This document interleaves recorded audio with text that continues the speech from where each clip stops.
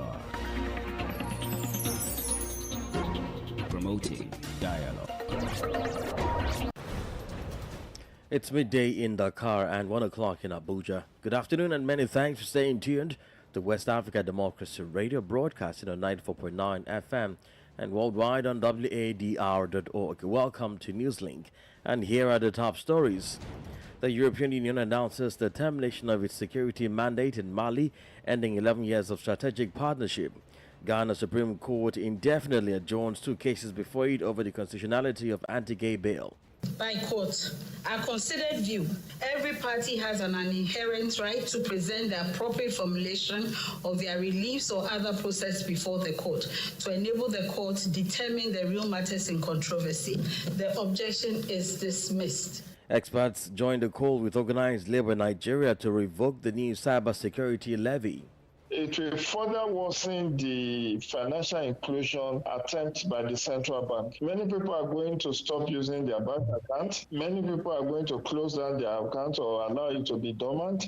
And at least 11 people injured after a Boeing plane skid off runway at Blaise Diagne International Airport in Dakar.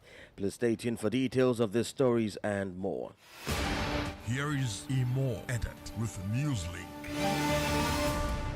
Many thanks for joining us, and a warm welcome to our listeners in the Gambia, Ghana, Liberia, and Sierra Leone. We'll begin in Mali, where terrorist organizations and vigilante militias in the central region are accused of committing atrocities by rights organization Human Rights Watch. In a report released on Wednesday, said last January, at least 32 people, all civilians, were killed by a group affiliated with Al-Qaeda. However, the international rights watchdog is calling on the Malian authorities to carry out investigations to bring the perpetrators to justice. Augustine Coley has more details in this report. The report, quoting villagers who described the carnage as ethnically motivated, said the group known as JNIM killed at least 32 people, including 3 children, during attacks on January 27 on the villages of Ogota and Wembe, and set fire to over 350 homes. The report also documented a separate incident in which an ethnic-armed group killed 13 people and abducted 24 civilians in 2 other villages in central Mali on January 6. Human Rights Watch said the attacks are part of a cycle of retaliatory killings in central Mali, where extremists and ethnic-armed groups operate. Some ethnic groups, like the Fulani, have been targeted by Dogon and Bambara militias, who accuse them of backing extremist groups such as JNIM. Survivors of the attacks told Human Rights Watch they were targeted because of their ethnicity and called on the government to do more to protect them. Mali, along with its neighbors Burkina Faso and Niger, has battled an insurgency by armed groups, including some allied with Al-Qaeda and Islamic State group. Following military coups in all 3 nations in recent years, the ruling junta has expelled French forces and turned to Russia's mercenary units for security assistance. In December 2023, the United Nations multidimensional integrated stabilization mission in Mali pulled out of the country at the request of the junta. Augustine Coley reporting there. Meanwhile, the European Union training mission has announced the termination of its operations in Mali as its current mandate expires on May 18. The decision followed a strategic review and consultations with the Malian authorities, according to a statement by the EU Diplomacy Office on Wednesday. The mission is departing after 11 years of service, military partnership and collaboration with Bamako and the fight against jihadists. Francis Boniface completes the story. The European Union training mission is ending its security mandate 11 years after its first deployment to assist Mali in the fight against terrorism. In a statement on Wednesday, the EU said it had decided not to extend the mission's mandate following a strategic review and consultation with the Malian authorities. The bloc also stated it took into account the evolution of the political and security situation on the ground. The EU mission, which had provided training and logistics to the Malian security sector, has since the coup in 2020 seen deteriorating relations with Bamako. The tension between the 2 parties escalated even more following France's expulsion, while other EU member states with military contingents in the country withdrew. As the UN mission known as MINUSMA also made its way out of Mali, the EU announced a revaluation of their operational capabilities. The withdrawal plan and period are yet to be made public. The EU is a major financier of security operations in countries of the Sahel and West Africa. Francis Boniface reporting there. Now, days after the enactment of Togo's controversial constitution, opposition groups have threatened a massive revolt. This assertion was the outcome of a press conference by opposition political parties held at the headquarters of the Togolese party in Lomé, the capital. Addressing the media, Nathaniel Olympio, an opposition leader, voiced their concerns with the newly adopted constitution despite heavy criticisms. It should be noted that the date and manner of the mobilization remain undisclosed. David Vincent has more details in his report. Sources in Togo say that tensions have been rising since the enactment of the controversial constitution on May 6, a week after the legislative and regional elections. The ruling Union for the Republic Party of President Faure Gnassingbé secured a majority of seats in both elections. Angered by the recent developments, the opposition parties on Wednesday rejected the new constitution and vowed to mobilize against the text. Unmoved and undeterred despite the failure of a previous attempt last month when security forces prevented activists from regrouping, the political and civil society groups remain determined to make their voices heard. They condemn Gnassingbé's lack of respect for the Togolese people who had kicked against the promulgation of the new constitution. But the possibility of any demonstration is in limbo, as the state has banned any form of protest in the country since 2022. According to the provisions of this constitutional reform, power will now be in the hands of a president of the Council of Ministers, who will automatically be the leader of the majority party in the National Assembly, a position currently occupied by the head of state. David Vincent filed that report. More stories coming up on West Africa Democracy Radio. Newslink continues. Let's take you to Nigeria, where an imminent economic shutdown is in the offing as the second largest labor organization has joined the list of groups calling for the suspension of the controversial cybersecurity levy recently introduced by the central bank. The Trade Union Congress, TUC, in a statement signed by its president, Festus Sifo, slammed the directive by the CBN to banks imposing a 0.5% cybersecurity levy on almost all electronic transactions. WDL's Usman Mara has the rest of the details. The Central Bank of Nigeria on Monday introduced a new cybersecurity levy on all electronic banking transactions effective 2 weeks from May 6. The levy, mandated by the Cybersecurity Act 2024, is set at 0.5% of the transactions value that will be deducted by financial institutions from the originator of the transactions and remitted to the National Cybersecurity Fund, administered by the Office of the National Security Advisor. But since its announcement, the new policy has been greeted with condemnation by groups such as the Nigeria Labour Congress, the civil society, citizens, and both chambers of the National Assembly. Adding to the deluge of condemnations is the Trade Union Congress, which said it is illogical. TUC deplored the timing and activation of the cybersecurity levy at a time when Nigerians are grappling with the high cost of living imposed by the devaluation of the local currency, Naira, the hike in petroleum pump price, and supersonic increment in electricity tariff. The union warns that it will be left with no option but to mobilize all its members nationwide to embark on an immediate protest, as this is one exploitation too many. The trade union expressed concerns that the President Bola Tinubu-led administration have since inception introduced policies that have brought pain, anguish, and sorrow to citizens. For Newslink on West Africa Democracy Radio, Usman Omar reporting from Abuja. Well, we will be analyzing this cybersecurity levy in our guest interview segment.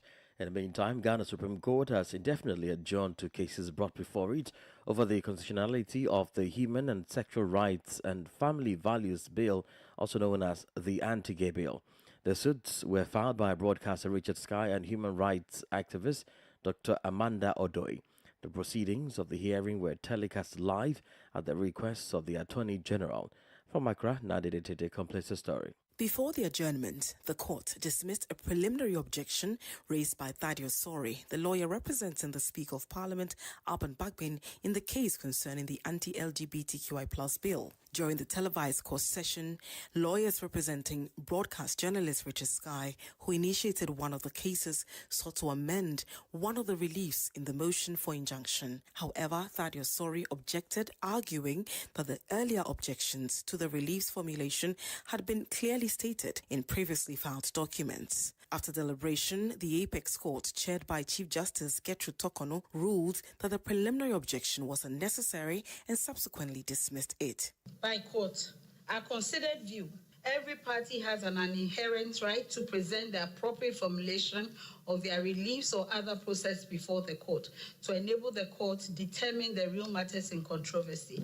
The objection is dismissed. The Apex Court also heard a similar case filed by researcher and human rights activist Dr. Amanda Odoi, challenging the passage of the anti-LGBTQI+ bill.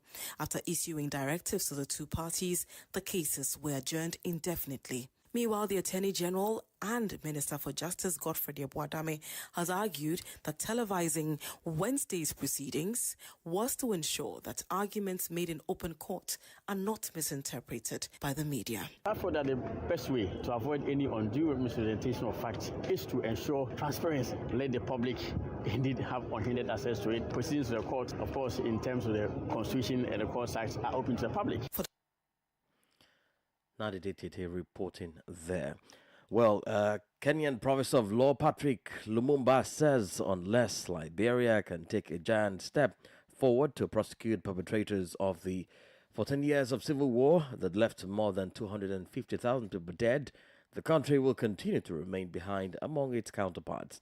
He believes ending the cult of impunity is essential for fostering lasting peace and promoting national reconciliation. WDR's Daniel Popper has more. Liberia launched an initiative to raise funds to establish the War and Economic Crimes Court shortly after President Joseph Boakai signed an executive order for the same purpose. Speaking in Monrovia, Professor Lumumba said while prosecution is cardinal, the country should also focus on national reconciliation. In order to ensure that there is sustainable peace, those who bear the greatest responsibility must be punished, but it is also important that memories are selective so that you reconcile society. Meanwhile, United States Ambassador at Large for Global Criminal Justice Ben Venchak hailed Liberia for initiating a process of establishing a War and Economic Crimes Court. The U.S. diplomat assured Monrovia of government support in setting up the courts. The future of the country will be brighter and more prosperous only when you appropriately acknowledge the past. This takes courage. It will not be easy, but it is essential to building a society in which the rule of law will flourish. People have faith in their public institutions, and survivors of the worst crimes known to humankind are treated with dignity. My office, the U.S. Embassy in Monrovia, and your other partners in the United States government are ready to work with Liberia in this endeavor. The Liberian leader, who is renowned attending the U.S.-Africa Business Forum in the United States, intends to lobby for financial and technical support to establish the courts. For Newslink on West Africa Democracy Radio, I'm Darlington Popper in Monrovia. You're listening to Newslink on West Africa Democracy Radio 94.9 FM Dakar. Here is a reminder of our top stories. The European Union announces the termination of its security mandate in Mali, ending 11 years of strategic partnership. Ghana Supreme Court indefinitely adjourns two cases before it over the constitutionality of the anti-gay bill. Expert joins the call with Organized Labour Nigeria to revoke the new cybersecurity levy. And still ahead, at least 11 people injured after a Boeing plane skid off runway at Blaise Diagne International Airport, Dakar. We also have the press review, a guest interview, and sports news. Please stay with us. You are listening to West Africa Democracy Radio, broadcasting from Dakar, Senegal. Well, don't forget, we are streaming live on wadr.org, YouTube, and Facebook. And to other news now, Senegal on Wednesday joined the era of DAP+ digital audio broadcasting through a pilot project which was launched in Dakar, the capital city. DAP+, or digital audio broadcasting, is an upgraded version of the transmission technology that enables more radio stations to broadcast from within the same server. At the project presentation ceremony, the Senegalese Regulation Authority of Telecommunications and Posts announced the distribution of receptor samples to some broadcast testers. Abdullah Hassan tells us more. Several advantages come with digital audio broadcasting in Senegal, including better reception and sound quality. It also offers more programs and new content, improved portability and mobility, and higher coverage than the FM band. For this pilot project, 16 programs and services are broadcast on each of the 2 tested frequencies, which makes a total of 32 radio stations embedded covering the Dakar and Thiès regions. Abdul Karim Sall is Director General of Senegal's Regulation Authority of Telecommunication and Posts. Il est aussi important de souligner que l'écosystème de la radiodiffusion numérique. It is also important to underline that the digital radio broadcasting ecosystem, the Telecommunication Society of Senegal, has played a key role in the management and operation of the infrastructure and radio communication systems. The development of the RNT will be largely based on existing infrastructure, and the TNT will focus solely on production and programs. Sur la production et sur des programmes. According to the International Telecommunication Union, ITU, Senegal is now the premier in audio digital broadcasting and one of the first in West Africa to cover one half of the regional territory. Ali Drissa is a representative of the ITU West Africa. ITU works on the standards with other standardization bodies, and of course ITU invites its member states to implement digital audio broadcasting, same for digital terrestrial television broadcasting. The role is to conceive standards and then invite the countries to implement them, and that's what Senegal is doing. It's important because thanks to DAB+, it gives an opportunity to save spectrum and to get some digital dividends. The commissioning of Senegal's DAB+ stems from recommendations of a study in collaboration with the African Union of Telecommunications aimed at optimizing the 1984 Geneva Plan, which governs the distribution of FM. Abdullah Hassan reporting there. Meanwhile, authorities at the Blaise Diagne International Airport, Dakar, says 11 people were injured, including 4 severe injuries, after a plane operated by the Air Senegal airline went off the runway before takeoff in the early hours of Thursday. In a statement by the airport, the aircraft had already taken off before making a U-turn a few meters later due to a hydraulic gas problem. It took off again for a second time, and that's when the left wing of the plane caught fire. The statement noted that the pilot visibly lost control of the Boeing 737 aircraft, which then crash-landed not far from the presidential pavilion. The statement added that emergency services quickly intervened to assist the crew and the 73 passengers on board. Senegal has recorded at least 8 air crash incidents since 1947.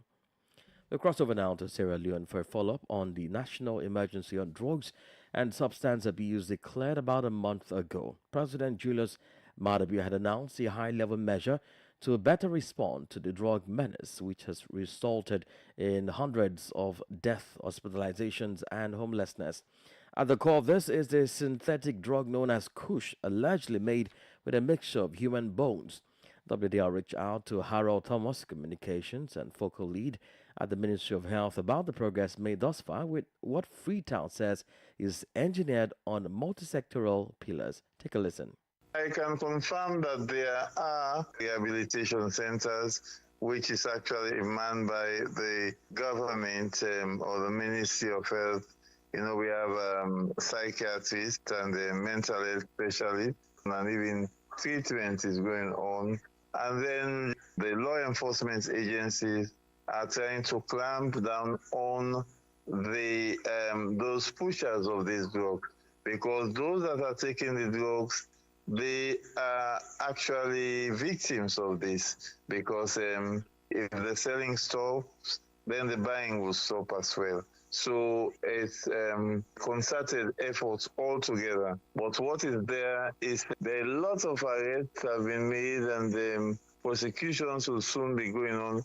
And even they are looking at cross-border interactions as well, and to make sure that even our borders are safely manned to avoid, these drugs or substances coming into the country. But the unfortunate thing is some of these substances are not imported. These are synthetic things that you will find in country, and people are actually trying to make these concoctions by unorthodox means. Harold Thomas is the communication and focal lead at the Sierra Leone Ministry of Health. This is the newspaper review. Stay abreast and find out what the top stories are in your country. This is the newspaper review. The newspaper review. Well, let's return back to Accra as Nadi Detete is on standby to bring us the newspaper review. Greetings from Accra. Let's find out what the dailies are reporting today. We'll start off with the major newspaper in the country, the Daily Graphic newspaper. The front page of it says here, legal challenge on LGBTQI plus bill. Supreme Court demands fresh documents. Also on the front page, reports confidence in EC. Commission response to registration slip error. And 24-hour economy key to unlocking unemployment opportunities. That's according to the running mate of the NDC, flag bearer, Professor Nana Jane Opoku Ajiman. To the Ghanaian Times newspaper front page, religion-based campaign is a threat to democracy. That's according to the National Commission for Civic Education, and it is expressing worry over the development. Also the front page, anti-LGBTQI plus motion, Supreme Court grants plaintiff leave to amend reliefs and extend limited voter registration exercise. That's a call coming from the running mate of the flag bearer of the NDC, Professor Nana Jane Opoku Ajiman. Now to the Daily Guide newspaper front page, Mahama fires at Nana. So this story is in relation to the President Nana Akufo-Addo saying that Ghanaians should not vote for John Mahama because he will destroy his legacy. Well, the former president and flag bearer of the NDC has equally hit back at the president and said that the president's legacy is that of corruption, among others, and it does not need to be protected. Also on the front page, Supreme Court adjourns anti-gay bill indefinitely and 3 arrested at voter registration center. Final one here, no cause for alarm. That's according to the Electoral Commission. The story has to do with data entry errors that have occurred in the ongoing limited voter registration exercise. Now to the Chronicle newspaper, front page, 100% ownership of natural resources is misleading. That's Alan Kweju Chemating. Another story here, we need collective efforts to fight Galamsey. The vice president and flag bearer of the NPP, Dr. Mahmoud Bawumia, is the one saying this. To the Daily Statesman now, front page, mining should serve our collective good, Dr. Mahmoud Bawumia declares, and Ghana leaps ahead in education quality. So that'll be it for what the major dailies are reporting today. It's back to you. My name is Nadi Tete. Many thanks, Nadi Tete, there with the newspaper review in Accra. Politics, analyses on major news, social matters, and all. This is a guest. So we take you back to the story on the imminent economic shutdown in Nigeria as threatened by the organized labor over the announcement of a cybersecurity tax.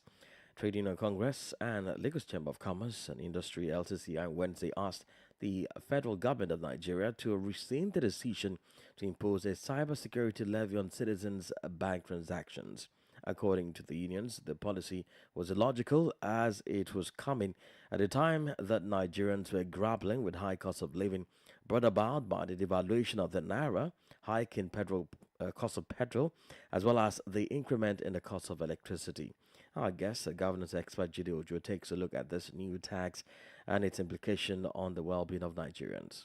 This has been a law since 2015, 9 years ago, which has not been implemented. And I think the government is looking for money from any which way and has decided to just dust it up and make Nigerians a lot more than they have done in the last 1 year. It leaves a sore taste in the mouth because we have had stamp duty. We have banks collecting all manner of duties and levies without satisfactory service to customers. For instance, if you have many of these banks have online internet connectivity issue. So their electronic banking is not seamless. Even 2 days ago, I experienced about 5 hours delay before I could successfully make a transaction. And so government is just interested in making additional money aside from very huge loans that they have borrowed. And this is coming at a point in time when Nigeria rising cost of living is already choking. So like I said, it's a law that has been there since 2015, which they dusted up. And then they just felt that this will be an additional way they can make revenue for the government. Well, Mr. Joe, would you think that the federal government of Nigeria is playing to the script of the IMF and the Bretton Woods institutions? How bad would this be on the population who are already choked with several taxes, even with the removal of the petroleum subsidy and the electricity subsidy? How bad is this at this time, sir? Yeah, that's the most disheartening aspect of this. I don't know whether the Bretton Woods institutions have a hand in this, but whether they do or they don't, I think Tinubu administration is pushing his luck too far. Remember on May 29, barely a year ago, he unilaterally removed the fuel subsidy on petrol. And Nigeria stomached that and said, if that is the bitter pill we need to swallow for us to have regular supply of petrol and also have it in an affordable manner, no problem. But we have moved from that to, very, very uncontrollable exchange rates problem. Where we have seen the naira, being exchanged for up to 1,900. Jido Joe is a governance expert based in Abuja. Well, let's head to the world of sports with Sankle Janko. Now there, a warm welcome and thank you for joining us. Tunisian star athlete Ahmed Hafnaoui is a major doubt for the Paris 2024 Olympics due to injury. The North African sensation could miss the chance to defend his Olympics men's 400-meter freestyle title. It is reported that the 21-year-old Tunisian swimmer requires a 6 weeks rest to be in contention for selection. Hafnaoui would love to defend his 400-meter freestyle Olympics title won in 2020 Tokyo Olympics. The Paris Olympic Games will be held from 26 July to 11 August 2024. In football, Senegal coach Habib Beye will leave French side Red Star after guiding them to League 2 promotion recently, according to media reports. The former Teranga Lions defender led Red Star to the promotion after winning the country's 3rd division championship. The 46-year-old who joined Red Star in 2021 as an interim coach was rewarded with a permanent contract following a series of good results. French news outlet L'Equipe reported that Beye has announced to his officials that he is not going to sign a new contract with them until when the current one expires in June. And that's it for sports. It's back to you. And we've come to the end of this edition of Newslink on West Africa Democracy Radio, broadcasting from Dakar, Senegal. Thank you for listening, and many thanks to Kristen Bukud and Maudoju for the technical support. Let's keep the conversation coming on all of our social media platforms: X, formerly Twitter, Instagram at WDR News, and Facebook West Africa Democracy Radio English Service. Coming up at the bottom of the hour is our flagship environment program, Enviroscope. This week focuses on digital farming and the impact of pesticides in Senegal. I am Imo Edet. Good afternoon. And many thanks to you for listening to Newslink via